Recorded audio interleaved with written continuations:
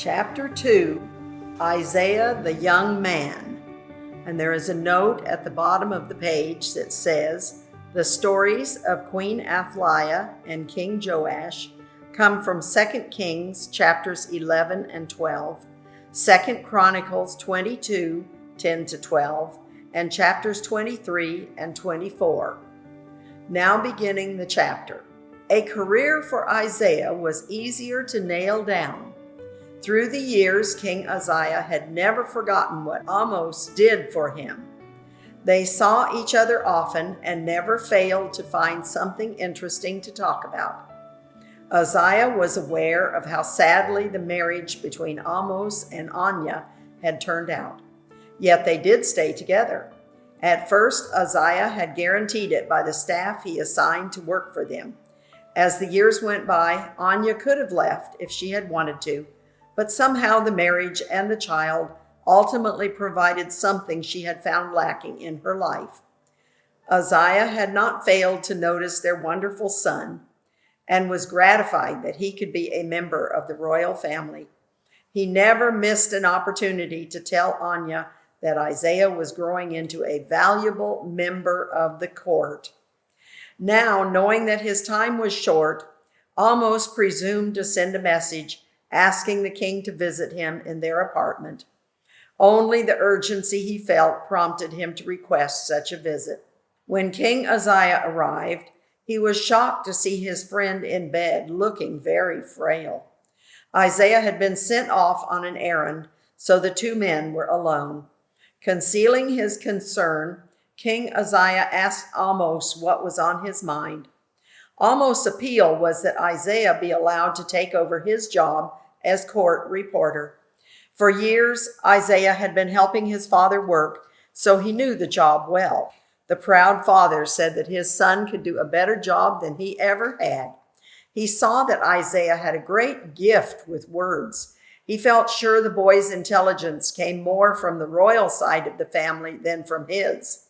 Uzziah laughed at that and countered that the available evidence showed that it came largely from the father. The king readily agreed that the two should continue working together until Amos could not continue. Then Uzziah would take over where Amos had left off. Neither man mentioned death, but it was clear to see that Amos was weakening. When the visit was over, the king assigned 2 more servants to care for Amos and be sure that he had everything he needed. As the next few months passed, Anya made it a point to stop by Amos's room once a day to visit for 5 minutes or so and ask if he needed anything.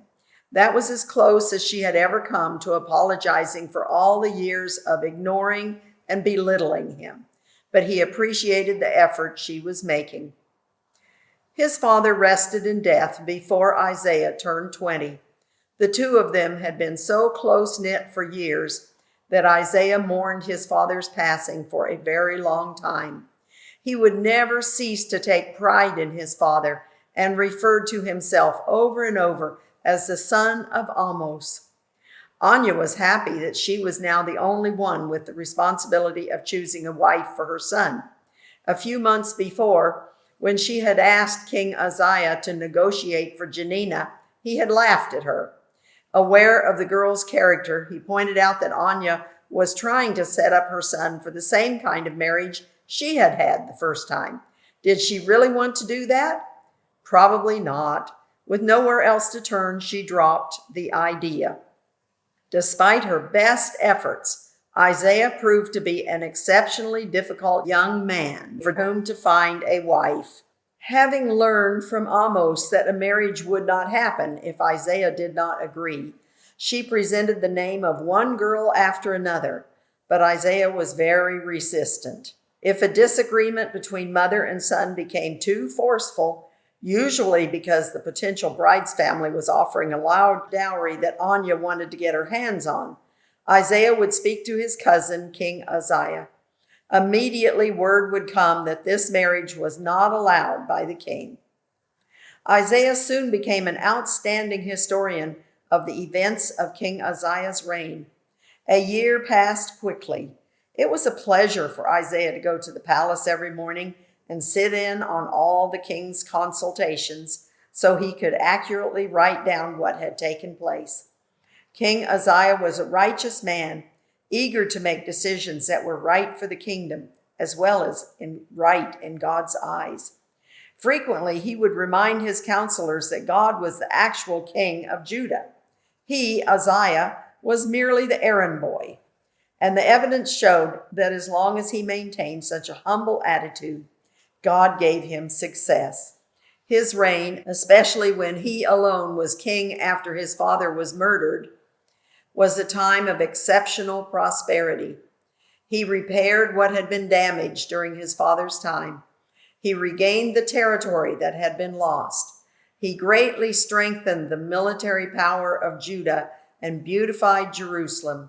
The city had not looked so good since the time of King Solomon. As part of his job, Isaiah studied the past rulers of Judah and understood that righteous behavior had often been in short supply. The fact that they were his ancestors gave him an intense interest in learning about their lives.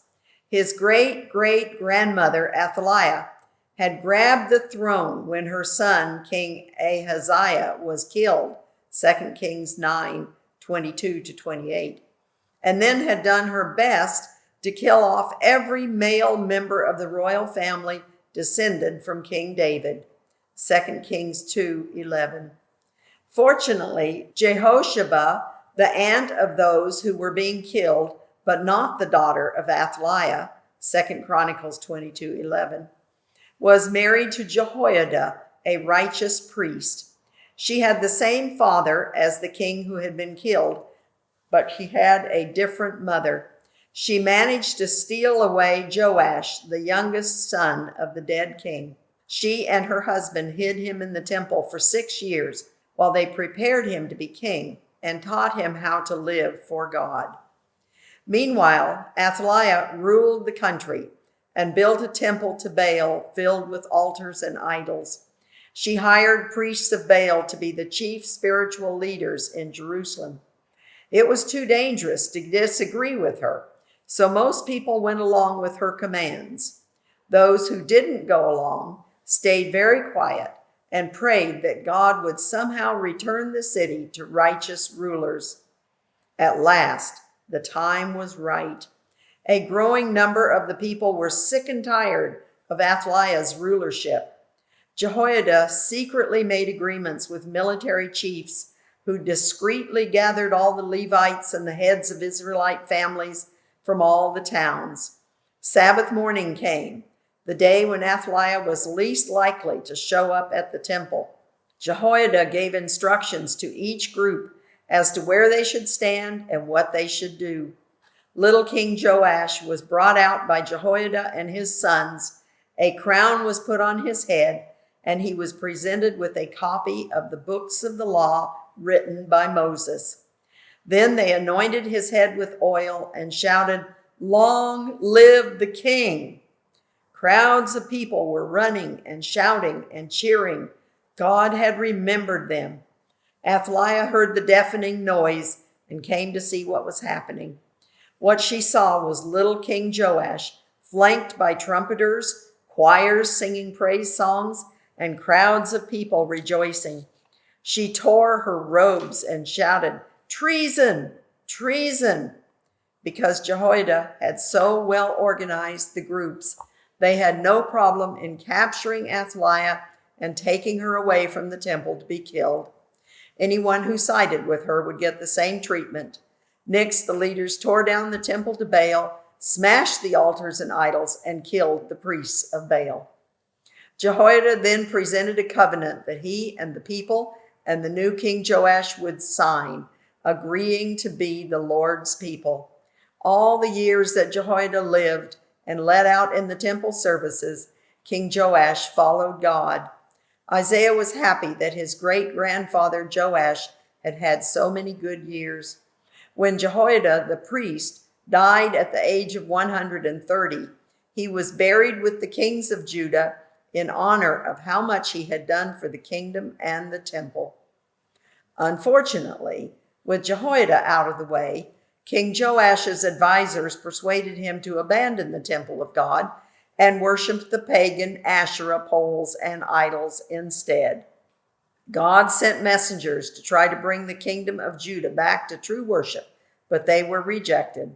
Then God sent a message through Zechariah, son of Jehoiada the priest. If they persisted in disobeying the Lord's commands, they would not prosper. Danger and destruction lay ahead for them. Isaiah cringed when he read that it was King Joash himself who gave the order for Zechariah to be stoned to death. How could he have forgotten all the kindness of Jehoiada, who had been a father to him? The very next year, a small army from Aram invaded, killed the leaders of Jerusalem and Judah, and sent all the treasure that was plundered to their king in Damascus. King Joash was left severely wounded. His officials conspired against him because he had killed Zechariah, and they killed him as he lay wounded in his bed. After 38 righteous years of ruling, King Joash had ruined everything by abandoning God. He died at the young age of 47. Isaiah was interested to read about the two men who dealt out King Joash's judgment. They were named, and their mothers were named, but not their fathers. One mother was an Ammonite, and the other was a Moabite, both descended from Lot, Abraham's nephew. Their sons were officials in the court of King Joash, so it was clear that there were still people, even from the extended family of Abraham, who knew right from wrong. They were willing to risk their lives to defend what was right. Isaiah hoped and prayed that King Uzziah would stay close to God and continue to have a successful reign without turning from God and allowing evil to guide his mind. Neither he nor his father, King Amaziah, had destroyed the high places or the Asherah poles where the people loved to worship idols and play. There was evidence that God could not bless his people as abundantly as he wished to when they were dividing their worship between him and pagan gods. The streets of Jerusalem were often the scene of violence and crime. Isaiah felt sure that had to be examples of the fact that God's blessing could not be given in its fullness. After 17 years of ruling alone, King Uzziah decided it was time to make his son Jotham co-ruler with him. Many in the government, Isaiah included, were not so sure this was a good idea. Everyone could see that Jotham was leading the life of a rich, indolent playboy. If he had responsibilities now, Uzziah hoped that would prepare him for the time when he would be the sole ruler. As a result, there was a huge coronation that took most of a year to plan. Because of its importance to the history of Uzziah's reign, Isaiah was often involved with the preparations. By the time Jotham's coronation had taken place, Isaiah was 21 years old. In his free time, Isaiah liked nothing better than to study scripture scrolls with men who feared God and shunned the typical idolatrous worship practices and entertainments of Jerusalem. One of them, Ruel, was the most spiritual man Isaiah had ever met. The companionship of these men helped fill the deep void in Isaiah's life after his father died. Every time they were together, Isaiah was blessed by their conversation and the reading and prayers they shared. It provided the perfect counterpart to the secular environment that took up most of Isaiah's days. Together, he and Ruel frequently mourned over the lack of spirituality within Judah. The temple was busy with all the usual rituals, but the lives of many of the people performing those rituals were anything but righteous. Isaiah's own mother went to the temple every day, but it seemed like it was mostly so she could see who was there and be sure she was wearing a better garment than anyone else. She claimed it was her responsibility to enhance the honor of the royal family. In addition, she was also going to worship idols at the high places. She was perfectly happy with pagan gods. She said they were more fun, and that was where she met the friends she liked the best. Her flippant attitude sickened Isaiah, but he had long since known that he could not change her. They lived in the same apartment in the palace, but their lives hardly touched. Isaiah and Ruel often discussed how patient God had been with his chosen people and how they imposed on his goodness while engaging in sinful practices. Even the children were affected. Once, as Isaiah left Ruel's house, he found an unruly group of children outside. They were laughing and yelling and punching someone. Striding over to the middle of the group, he found that a young woman was the one being tormented. She looked like she was at least 13 or 14 years old. He quickly pulled her away from the crowd and commanded the rest in no uncertain terms to leave her alone and go home. Considering what she had just been through, she was amazingly calm. Inquiring where her home was, Isaiah heard to his surprise that she was Ruel's daughter. As he walked her to the front door, he asked her what had happened. "Oh, they just like to tease me because I get messages. They don't really hurt me." "What kind of messages do you get?" "Sometimes God tells me to encourage someone, or once in a while to warn someone." "How do you know it is God telling you?" "I just know because it has happened a bunch of times." Ruel came to the door, took his daughter inside, and thanked Isaiah for helping her. Then he shut the door. On his way home, Isaiah pondered what he had seen and heard. He wondered why Ruel had never mentioned the girl or her messages. The next time Ruel and Isaiah were studying together, he asked about the messages.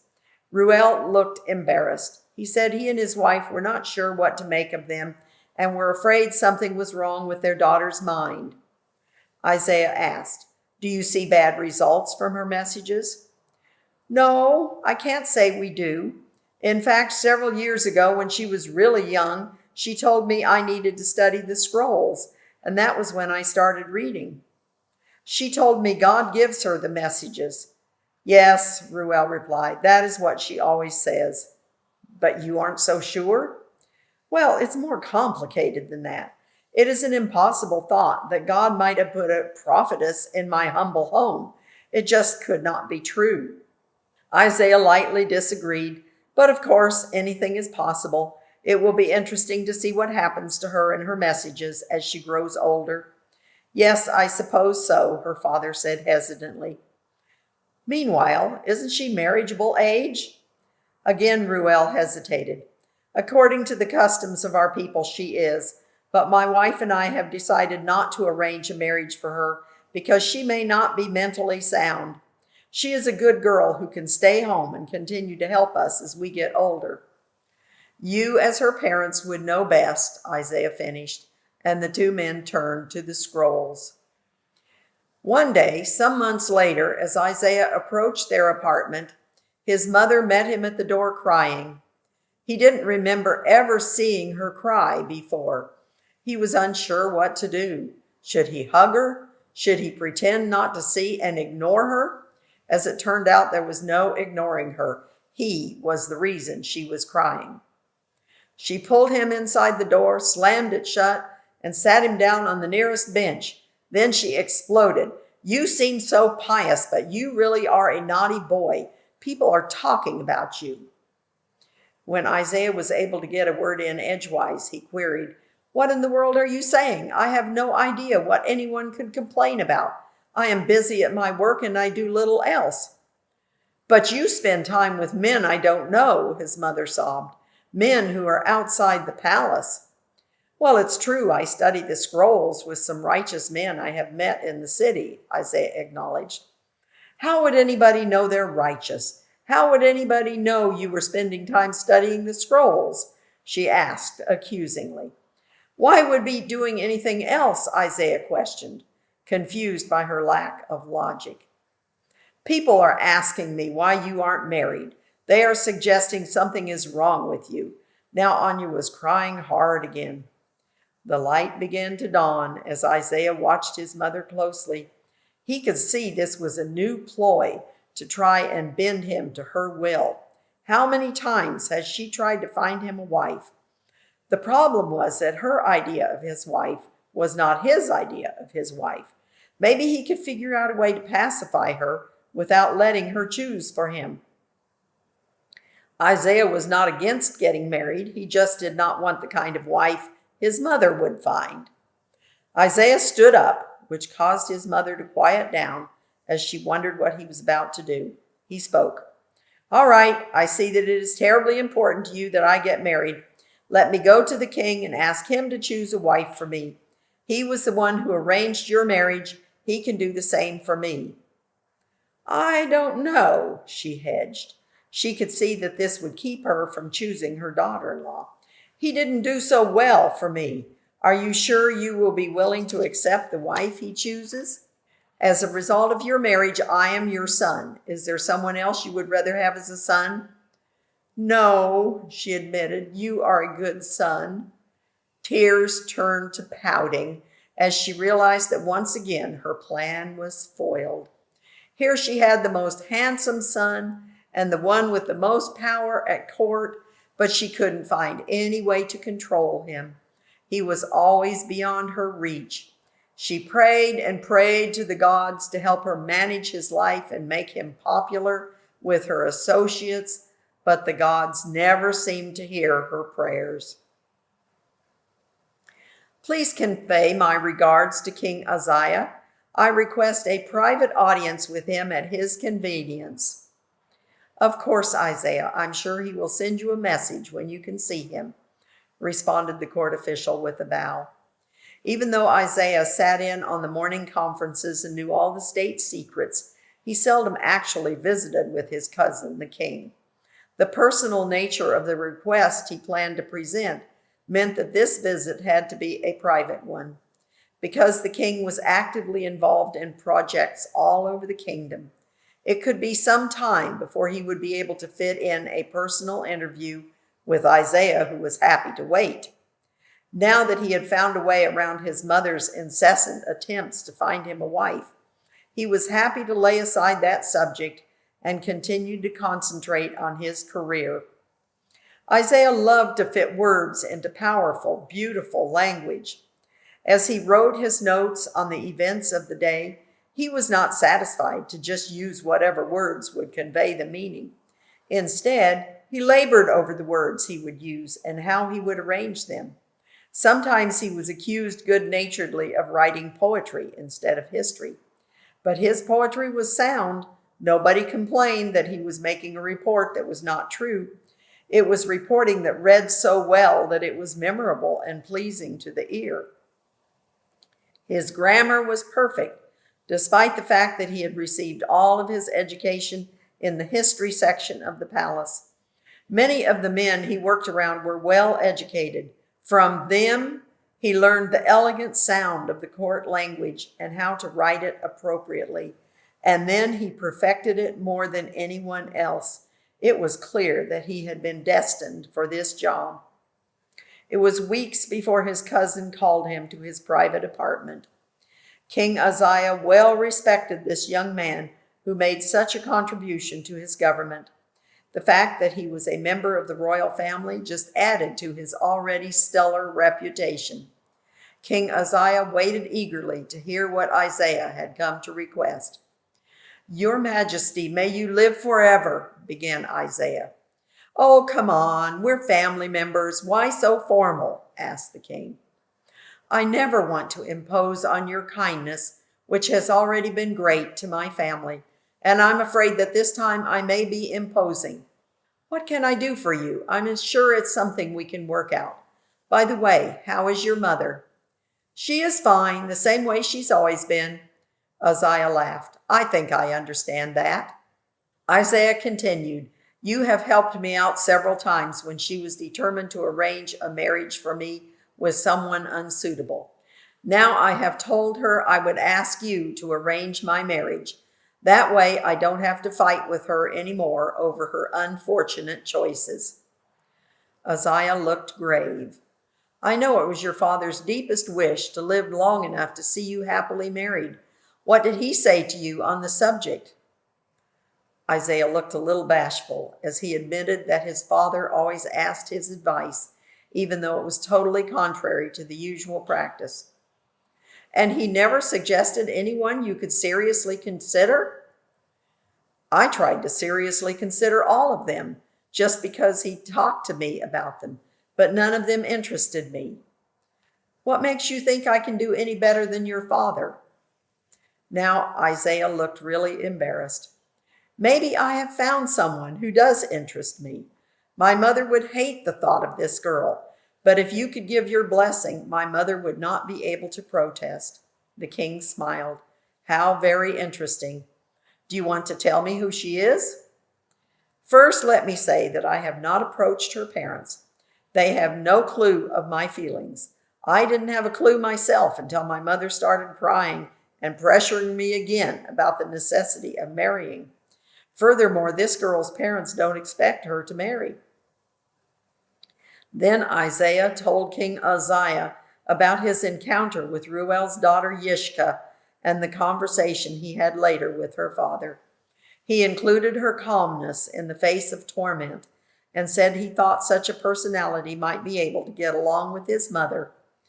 Uzziah laughed heartily. She sounds like a very serious girl. That would certainly make you a good match. That would certainly make her a good match for you, my serious cousin. Her name is also an appropriate one, meaning the one who sees.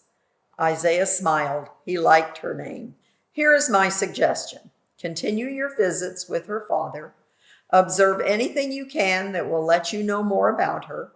If I make inquiries, it will become public and will probably upset the parents. If you can come back and tell me you are sure you want to marry her, I will give my blessing without hesitation. Then, to satisfy your mother, I will arrange the final negotiations about the dowry. Oh, I don't need a dowry. My mother will want it, but I don't. Your wife will not feel valued without a dowry. For her sake, there needs to be one. Once you have it, you are welcome to save it for her. Oh, I guess that has been a neglected part of my education. No matter, it is those who arrange the marriage who need to know those things. You have time to learn all about that before your own daughter will be old enough to marry. Isaiah winced at such a thought. Uzziah happily slapped him on the back. Congratulations! We should be able to have you a married man in a little over a year. Feeling dazed, Isaiah walked back to his rooms. How should he manage this? He wanted to leave immediately for Ruel's house, but it wasn't the day they usually studied, so he determined to follow the routine and not give away his intentions. Over the coming weeks, Isaiah paid attention to every detail that was happening in Ruel's house.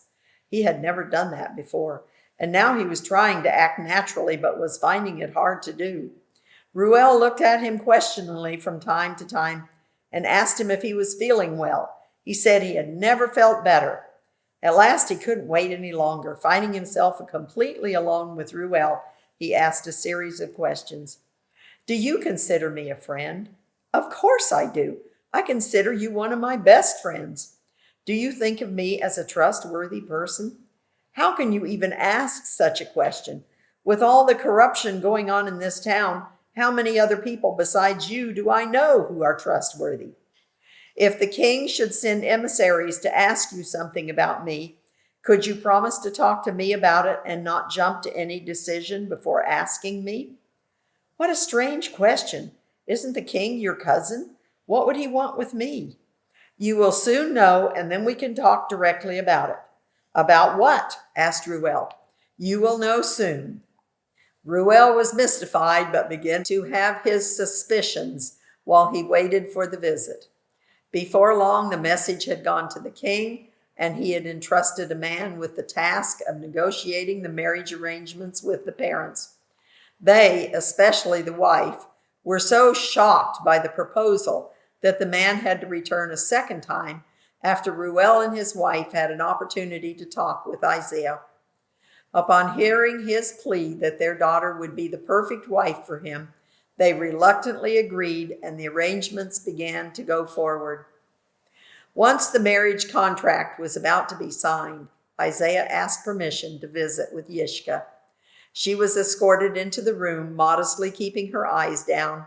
Even though she was 16, several years beyond the usual age for engagement, she knew what was expected of her.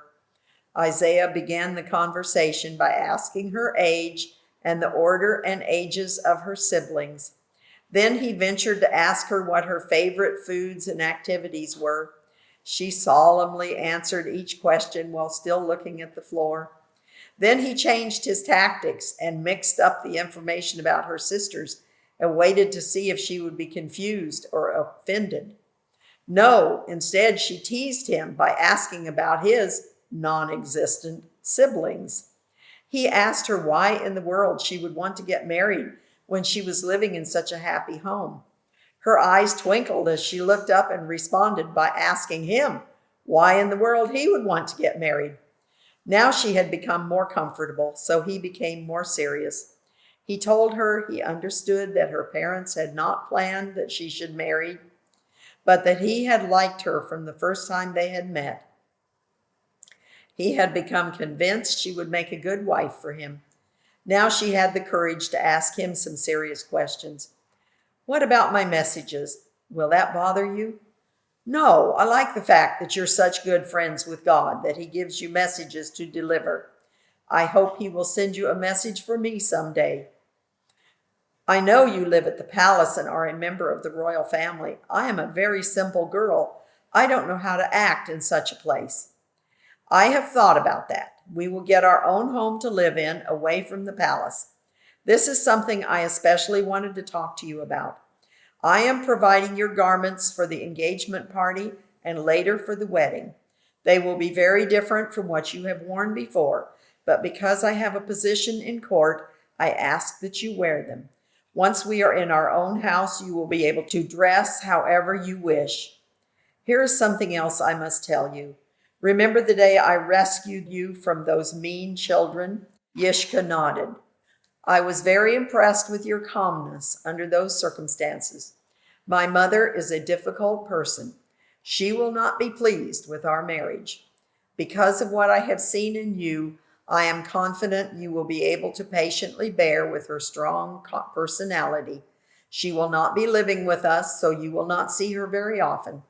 She is the main reason why I want to provide your clothes. She is obsessed with clothing, and if you are wearing beautiful garments, she will be more likely to accept you as a worthy person. But no matter how she reacts to you, I greatly value you as a worthy person. You don't have to worry about how her reaction will influence me. By this time, Yishka had turned her full attention to Isaiah's face. She wanted to tell him she would do her best to be a good wife. But as she was planning her words, a familiar feeling came over her.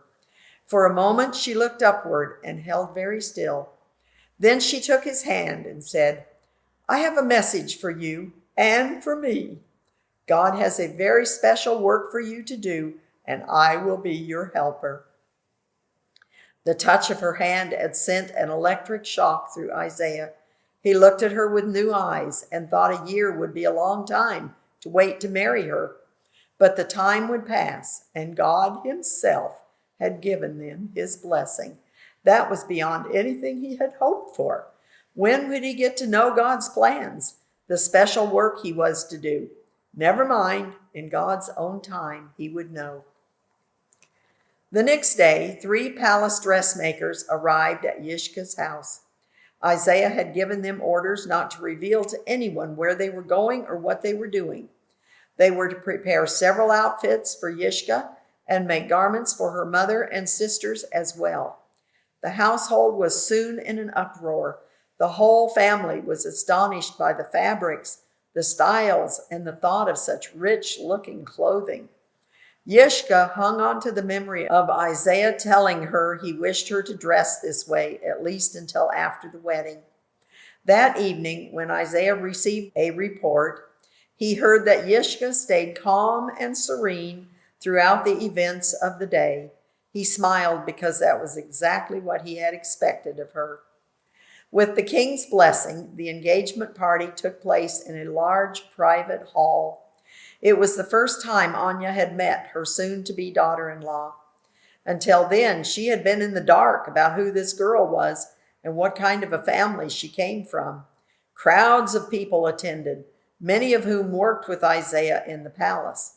And of course, all the members of the royal family were there. Even King Uzziah made an appearance. When Anya saw Yishka resplendent in one of her new garments, she could not help but be impressed that her son had chosen someone worthy of her royal family. She was also impressed because Yishka's whole family was so well dressed.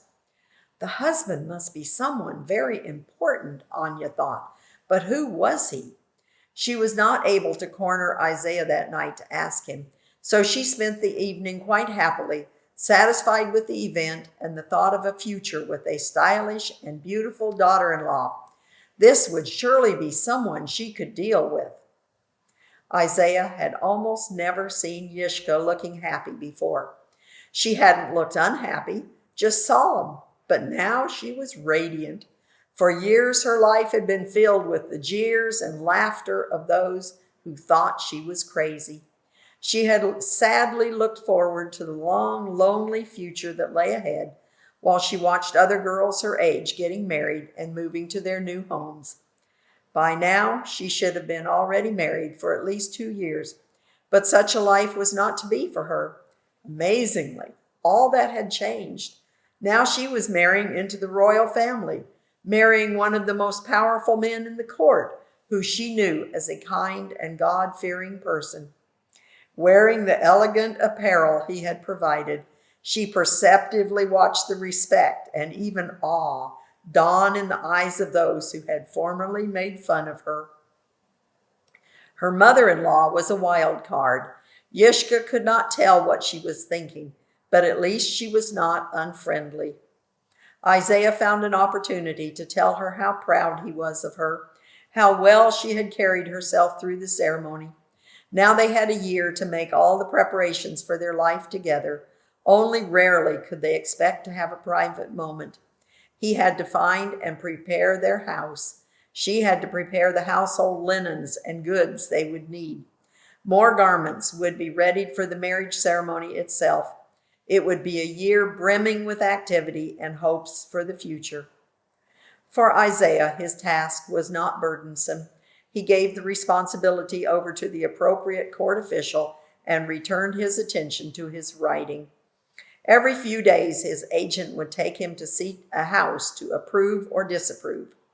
After several unsatisfactory visits, he changed course. Finding a garden lot in a pleasant area just outside the temple grounds, he hired an experienced contractor to build a house according to his plans. From then on, it was a pleasure to walk there every evening to check on the progress. The year passed quickly, and the house with its enclosing wall was ready just in time for the marriage ceremony. The garden surrounding the house was mostly unchanged from what it had been before. He hoped Yishka would take charge of that, although he did have some suggestions to offer. Meanwhile, Anya had managed to find out that Uzziah was marrying a girl from an unimportant family. She was furious. How dare he do such a thing and embarrass her? When she confronted him, he just laughed and said she should be happy he was marrying at all. The king had approved the marriage and she had nothing to do with it. Yishka had looked wonderful at the engagement party, so that proved she could rise to whatever level he wanted her to. He was pleased with his choice, and that was the end of the matter. Anya was silenced for the moment, but she continued to fume. A month and a half before the week-long celebration of the marriage, it was again time for the palace dressmakers to come to Druel's house. Again, they were sworn to secrecy, so no one will show up at the ceremony wearing one of the same outfits. This time, the location and people involved could not be concealed. Uzziah was one of the most elegant and eligible men in the court. His height, his looks, his clothes, his aristocratic posture, all of these made him stand out in any crowd. His marriage was an event that nobody wanted to miss. Everybody who was anybody was trying to figure out a way to get an invitation. Close to the same time, Isaiah made a point of visiting with Ruel, going over the needs for the upcoming banquet and making a generous contribution toward the food. He also introduced Ruel to a man whom he was sending to be the governor of the feast.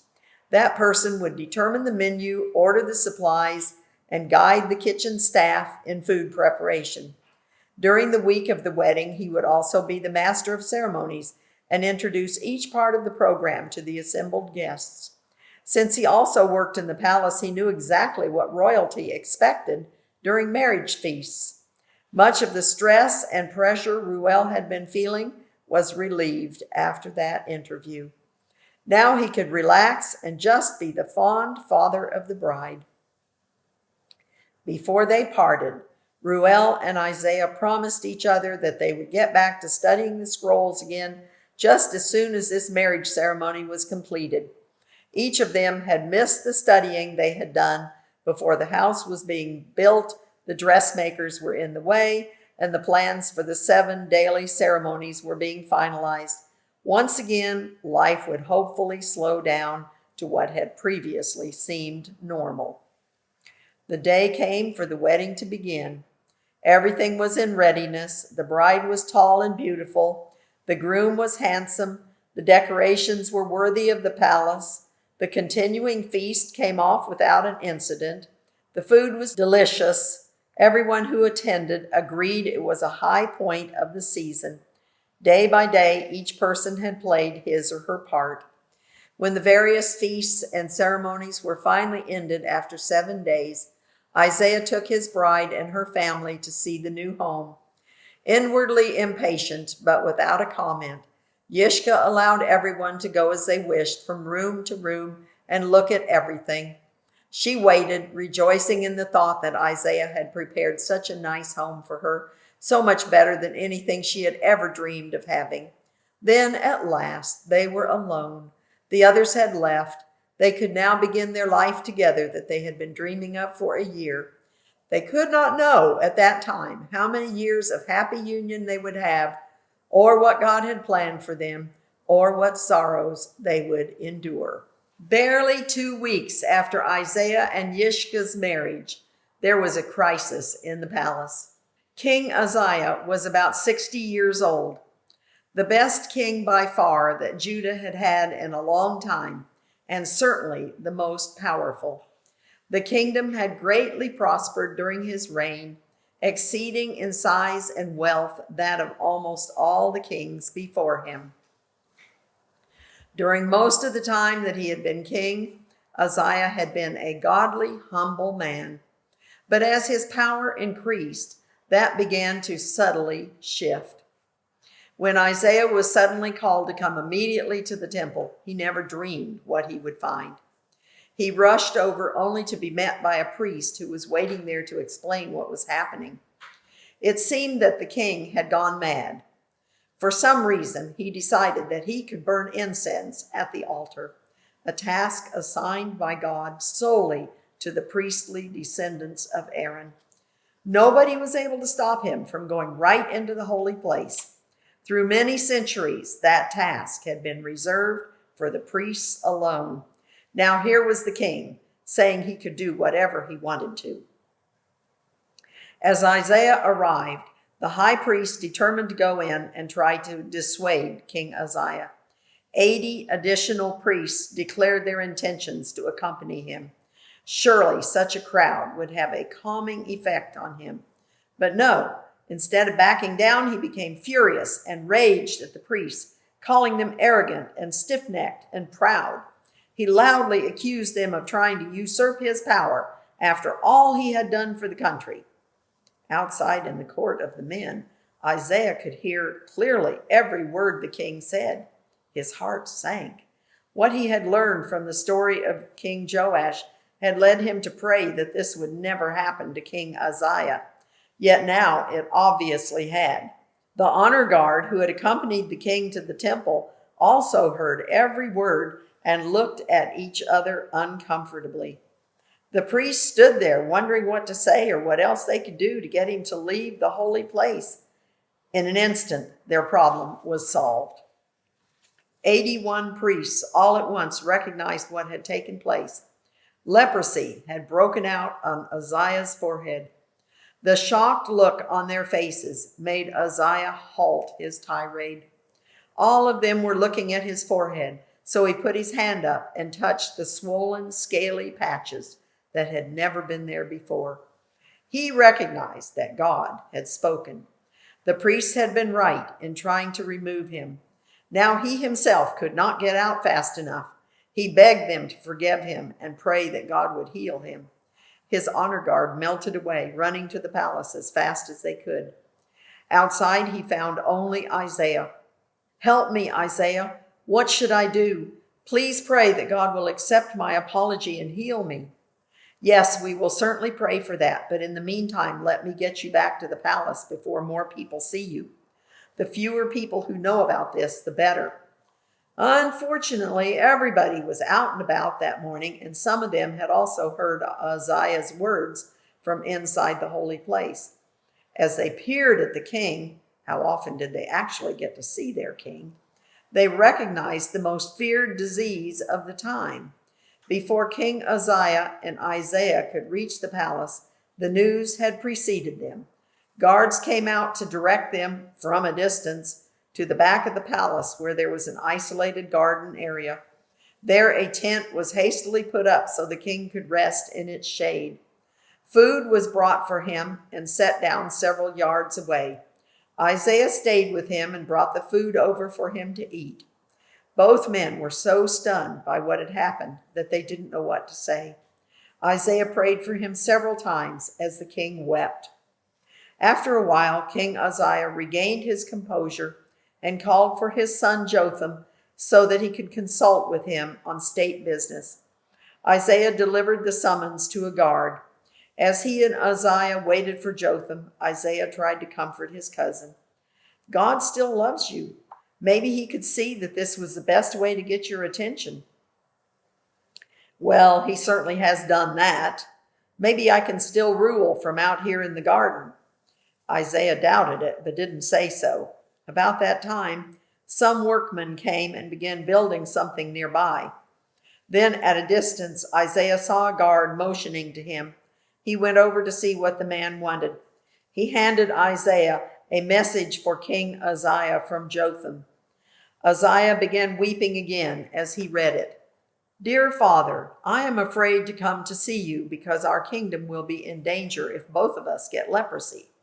It will be better for you to rest comfortably alone where you are. I have had several years of helping you reign, so I'm well prepared to carry on without you. There will be servants who will bring you food and take care of your other needs. Your loving son, Jotham." Isaiah was stunned by the insensitivity of the message. What kind of son would do that to his father? On the other hand, he knew the intense fear that people had of leprosy. Despite that fear, he assured Uzziah that he would return often to encourage and pray with him, although he would not touch him. Furthermore, he would bring scrolls for the stricken king to read.